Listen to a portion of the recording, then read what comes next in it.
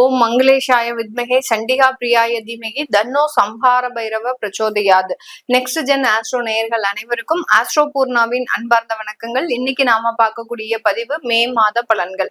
இந்த மாத பலன்கள்ல மாத கிரகங்கள் ஆகப்பட்ட அந்த சூரியன், புதன், சுக்கிரன், செவ்வாய் 45 நாட்களுக்கு ஒரு முறை பயிற்சியாகும். இந்த மாத கிரகங்கள் பயிற்சி ஆகும் போது இருக்கக்கூடிய பலன்களை பற்றி தான் நம்ம இந்த மாதத்துல இருக்கக்கூடிய பலன்களாக கணிக்கிறோம்.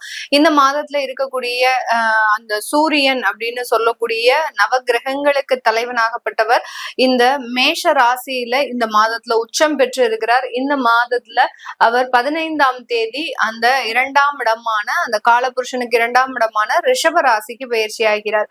அந்த 15ஆம் தேதி பயிற்சி ஆகும் போது அந்த மேஷ ராசியில இருக்கக்கூடிய அந்த சூரியனோடு சேர்க்கை பெற்று இருக்கக்கூடிய புதனும் அதே 15ஆம் தேதி ரிஷப ராசிக்கு பயிற்சி ஆகிறார். மாதத்தின் பிற்பகுதியில் 30ஆம் தேதி மே மாதம் புதனாகப்பட்டவர் தன்னுடைய சொந்த வீடான அந்த மிதுன ராசிக்கு பயிற்சி ஆகிறார்.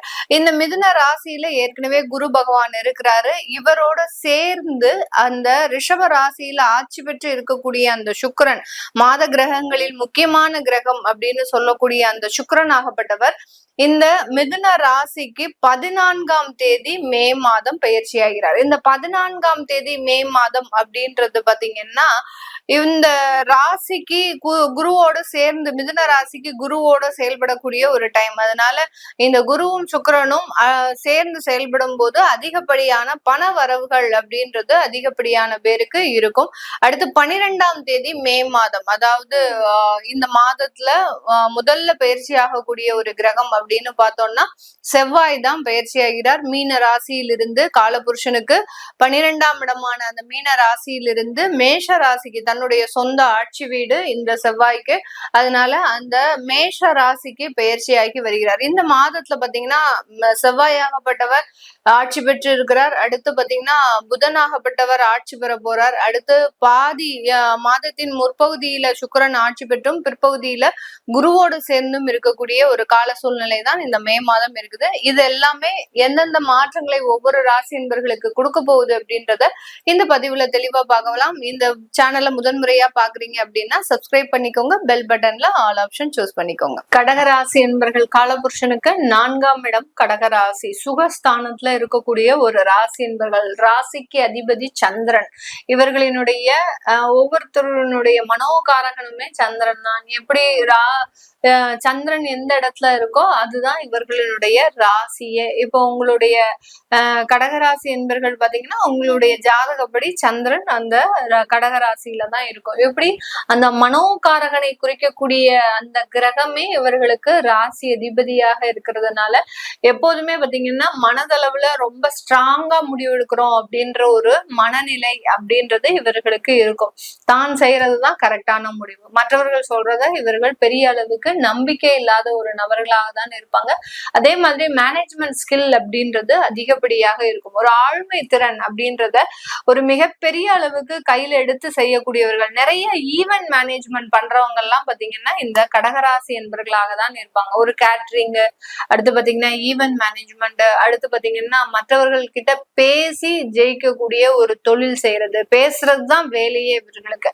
அந்த மாதிரியாக அந்த பேச்சினால இருக்கக்கூடிய தொழில்கள் எல்லாம் செய்யக்கூடியவர்கள் இந்த கடகராசி என்பர்கள் தான். ஈவென்ட் மேனேஜ்மெண்ட் தொழில் எல்லாம் இருக்கக்கூடிய இந்த கடகராசி என்பர்கள் பாத்தீங்கன்னா இவர்கள் ஒரு பொருளை வச்சா அது அப்படியே மனம் கவரக்கூடிய அளவிற்கு அந்த பொருள் இருக்கும். அந்த அளவுக்கு இவர்கள் சாதாரணமா தான், ரொம்ப ரிஸ்க் எடுத்துலாம் செய்ய மாட்டாங்க. ரொம்ப சிம்பிளா செய்வாங்க. அந்த சிம்பிளான ஒர்க்குமே பாத்தீங்கன்னா மற்றவர்களை கவரக்கூடிய அளவிற்கு அந்த வேலை அப்படின்றது அதிகப்படியாக இருக்கும். எப்படி இருக்கக்கூடிய ராசி என்பர்களுக்கு இந்த மே மாதம் அப்படின்னு சொல்லக்கூடிய எப்படி இருக்க போகுது இந்த மாதத்துல அப்படின்னு கேட்டீங்கன்னா உங்களுடைய ராசிக்கு 11ஆம் இடத்துல சூரியன் வருகிறார். அடுத்து பாத்தீங்கன்னா உங்களுடைய ராசிக்கு 12ஆம் இடத்துல குரு சுக்கிரன் அப்படின்ற ஒரு சேர்க்கை இருக்கு.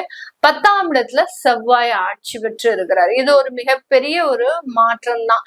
ஏன்னா ராசிக்கு 4ஆம் இடத்து அதிபதி, உங்களுக்கு சுகஸ்தானாதிபதி ஆகப்பட்ட அந்த செவ்வாய் உங்களுடைய ராசிக்கு 11ஆம் இடத்துல வருகிறார். சாரி, உங்களுடைய சுகஸ்தானாதிபதி சுக்கிரனாகப்பட்டவர் உங்களுடைய ராசிக்கு 11ஆம் இடத்துல வருகிறார். அதனால இந்த இடத்துல இருக்கக்கூடிய சில விஷயங்கள் உங்களுக்கு சாதகமாக இருக்கக்கூடிய ஒரு அமைப்பாக தான் இருக்கும். இந்த கடகராசி என்பர்கள் பாத்தீங்கன்னா இந்த மாதத்துல வீடு வாங்கணும் அப்படின்னு அடம் பிடிச்சு வாங்கக்கூடிய ஒரு தருணமாக இருக்கும். நமக்குன்னு ஒரு சொந்த வீடு அமையணும், நமக்குன்னு ஒரு நிலம் இருக்கணும் அப்படின்ற மாதிரியாக அந்த சொத்துக்களை நோக்கி டிராவல் பண்ணக்கூடிய ஒரு நேரமாக தான் இந்த கடகராசி என்பர்கள் இருப்பாங்க. இந்த இடத்துல இவர்கள் யார் சொன்ன பேச்சும் கேட்க மாட்டாங்க. இந்த மாதத்துல பாத்தீங்கன்னா தான் பிடிச்ச முயலுக்கு 3 கால் அப்படின்னு சொல்லக்கூடிய அளவிற்கு இந்த கடகராசி என்பர்கள் தான் நினைத்ததை சாதிக்கக்கூடிய ஒரு மாதமாக தான் இருக்க போகுது. அது எந்த இடமாக இருந்தாலும் சரி, அலுவலகத்துல இவர்கள் சொல்றதுதான் மற்றவர்கள் கேட்கணும்ன்ற இடத்துக்காக இவர்கள் மிகவும் ஒரு அதற்குண்டான சில முயற்சிகளை போடுவாங்க. நான் செய்ததுதான் சரி, இந்த இடத்துல இந்த மாதிரியான சில விஷயங்கள் இருக்கணும் அப்படின்னு அதை நோக்கி டிராவல் பண்ணக்கூடியவர்கள் தான் இந்த கடகராசி என்பர்கள் இந்த மே மாதத்துல இருக்க போறாங்க. அடுத்து பாத்தீங்கன்னா உங்களுக்கு சுயமாக, அதாவது பூர்வீக சொத்துக்கள்லாம் வரக்கூடிய ஒரு நேரம். இது நாள் வரைக்கும் அந்த பூர்வீக சொத்துல ஏதாவது ஒரு சின்ன ஒரு அங்காளி பங்காளி சண்டை இருக்கலாம்.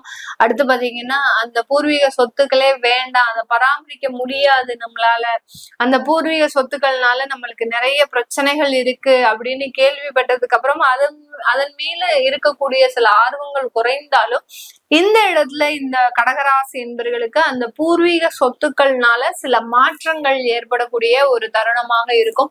அந்த சொத்துக்கள் மூலமாக ஒரு வியாபாரம் கூட ஆரம்பிக்கிறதுக்கு உண்டான ஒரு தருணம். ஏன்னா பூர்வ புண்ணிய ஸ்தானாதிபதி அப்படின்னு சொல்லக்கூடிய அந்த செவ்வாய் 10ஆம் இடத்துல சஞ்சாரம் செய்யறதுனால, அதுவும் ஆட்சி பெற்று சஞ்சாரம் செய்யறதுனால அந்த பூர்வீக சொத்துக்கள்ல இருந்து வரக்கூடிய ஒரு பங்கோ இல்ல அதன் மூலமாக வரக்கூடிய சில விஷயங்களோ உங்களுக்கு ஒரு வியாபார நோக்கத்தோட தான் இருக்கக்கூடிய ஒரு நேரமாக இருக்க போகுது. இந்த காலகட்டத்துல வேலை இழப்புகள்லாம் இந்த மே மாதத்துல கண்டிப்பாக இருக்காது. சில பேர் ரொம்ப மனப்பதற்றத்தோட இருக்கிறீங்க கடகராசி என்பவர்கள். எதனால இந்த மனப்பதற்றம் அப்படின்றது பாத்தீங்கன்னா உங்களுடைய 12ஆம் இடத்துல குரு பகவான், அடுத்து பாத்தீங்கன்னா உங்களுடைய 2ஆம் இடத்துல கேது பகவான். அதனால உங்களுக்கு வருமானத்தின் மீது பெரிய அளவுக்கு ஒரு பதற்றம் இருந்துகிட்டே இருக்கு. எப்படா நம்மளுக்கு வருமானம் பாதிக்கப்பட்டுருமோ, வேலை போயிடுமோ இப்படின்ற ஒரு பதற்றமான ஒரு சூழ்நிலையில் இருக்கக்கூடிய இந்த ராசி என்பர்களுக்கு வேலை இழப்புகள் அப்படின்றது பெரிய அளவுக்கு இருக்காது. சில பேருக்கு எனக்கு வேலை போயிடுச்சு மேடம், எனக்கு மார்ச் மாதம் வேலை போயிடுச்சு, பிப்ரவரி மாதம் வேலை போயிடுச்சு அப்படின்றவங்களுக்கு எல்லாம் இந்த மாதத்துல வேலையும் கிடைக்கக்கூடிய ஒரு தருணமாக இருக்கும். வேலைக்கு நிறைய அப்ளை பண்ணியாச்சு மேடம், அதான் எதுவுமே கிடைக்க மாட்டேங்குது அப்படின்னு சொல்லக்கூடியவர்களுக்கு கூட இந்த மாதத்துல வேலை கிடைக்கிறதுக்கு உண்டான ஒரு தருணமாக இருக்கும். தொழில் ரீதியாக அப்படின்னு பார்க்கும்போது நிறைய கடகராசி என்பர்கள் பிரயாணங்கள் மேற்கொண்டு அவர்களினுடைய தொழிலை மேம்படுத்தக்கூடிய ஒரு தருணம். அதாவது வெவ்வேறு இடத்திற்கு சென்று இவர்களினுடைய ப்ராடக்ட்ஸை ஒரு ப்ரமோட் பண்ணி அதன் மூலமாக ஒரு ஆர்டர்ஸ் எல்லாம் வாங்கக்கூடிய ஒரு தருணமாக இருக்கும். வெளிநாட்டுல தொழில் அமைப்புகளை ஏற்படுத்தக்கூடிய ஒரு நேரமாகவும் தான் இந்த மே மாதம் இருக்கு. அதனால யார் யாருக்கெல்லாம் தொழில் செய்யணும்னு ஆசை இருக்கோ, ஏன்னா எங்களுக்கு உழைச்சது போதும், தொழில் செஞ்சா நல்லா இருக்கலாம்னு நாங்க நினைக்கிறோம் அப்படின்னு நினைக்கக்கூடியவர்கள் உங்களுடைய ஜாதகத்தை முதல்ல பாத்துக்கிறது நல்லது. ஜாதகம்ன்றது பாத்தீங்கன்னா உங்களுடைய பிறந்த தேதி, பிறந்த நேரம், பிறந்த இடம், இத மாதிரியான சில அமைப்புகளை வச்சு அந்த ஜாதகம் கணிக்கும் போது அந்த ஜாதகத்துல இருக்கக்கூடிய தசாபுத்திகளின் அடிப்படையில் நீங்க தொழில் செய்யறதுக்கு தகுதியானவர், நீங்க வேலை செய்யறதுக்கு தான் தகுதி இருக்கு, உங்களுக்கு தொழில் செய்யறதுக்கு உண்டான தகுதி இல்லை அப்படின்றத நம்ம பார்த்து சொல்லலாம். அதனால தொழில் செய்யணும்னு ஆசைப்படுறவங்க தாராளமாக இந்த மாதத்துல உங்களுடைய ஜாதகத்தை பாக்குறது நல்லது. தொழில் செய்யறதுக்கு உண்டான அமைப்புகளும் உங்களுக்கு இந்த மாதத்துல கூடி வருவதற்குண்டான ஒரு நேரமாக தான் இந்த கடகராசி என்பர்களுக்கு இருக்க போது. இந்த கடகராசி என்பர்கள் இந்த காலகட்டத்துல பாத்தீங்கன்னா உங்களுடைய பிரயாணங்கள் அதிகரிக்க போகுதுன்னு சொன்னேன். அதே மாதிரி பாத்தீங்கன்னா உங்களுடைய கணவன் மனைவி சம்பந்தப்பட்ட உறவுகள்லயும் நிறைய மாற்றங்கள் வரப்போகுது. இது வரைக்கும் விவாகரத்து வழக்குகளை நோக்கி பயணிச்சிட்டு இருந்த இந்த கணவன் மனைவி உறவு அப்படின்றது இப்ப மீண்டும் சேருவதற்குண்டான ஒரு தருணத்தையும் நோக்கி பயணிக்க போகுது. இது நாள் வரைக்கும் இருந்த சில பிரச்சனைகள் எல்லாம் முடிவுக்கு வரக்கூடிய ஒரு மாதமாக தான் இந்த கடகராசி என்பவர்களுக்கு அதிகப்படியான ஒரு மாற்றத்தை தன்னுடைய வாழ்க்கையில ஏற்படுத்தி தரக்கூடிய ஒரு நேரமாக இருக்கும். இந்த காலகட்டம் இந்த ராசி என்பர்கள் பாத்தீங்கன்னா தன்னுடைய சொத்து சம்பந்தப்பட்ட விஷயத்துல அதிகப்படியாக அக்கறை காட்டக்கூடிய ஒரு நேரமாக இருக்கும். அரசாங்க உத்தியோகத்துல வேலை பார்க்கறவங்க, அரசாங்க உத்தியோகத்திற்காக எக்ஸாம் எழுதக்கூடியவர்கள், இவர்களுக்கு எல்லாருக்குமே சாதகமாக இருக்கக்கூடிய ஒரு நேரமாக தான் இருக்கும்.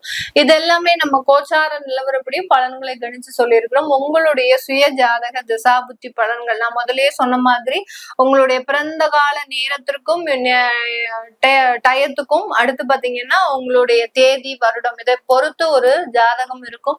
அந்த ஜாதகத்துல இருக்கக்கூடிய சில பலன்களை பொறுத்து உங்களுக்கு இருக்கக்கூடிய சில சிக்கல்களும் தீரக்கூடிய ஒரு நேரமாக தான் இந்த மே மாதம் இருக்க போது. இந்த மாதிரியான ஜாதகத்தை பார்க்கணும் விருப்பப்படுறவங்க கீழே இருக்கிற நம்பருக்கு வாட்ஸ்அப்ல அப்பாயின்மெண்ட் வாங்கிட்டு நீங்க கன்சல்ட் பண்ணிக்கலாம். உங்களுடைய குழந்தைகளுக்கு ஜாதகம் எழுதணும், நியூமராலஜி படி பெயர் வைக்கணும்னு நினைக்கிறவங்களும் கீழே இருக்கிற நம்பருக்கு வாட்ஸ்அப்ல மெசேஜ் அனுப்புங்க. அதற்குண்டான விவரங்கள் தெரிய வரும். உங்களிடமிருந்து விடைபெறுவது உங்கள் ஆஸ்ட்ரோ பூர்ணா. நன்றி, வணக்கம்.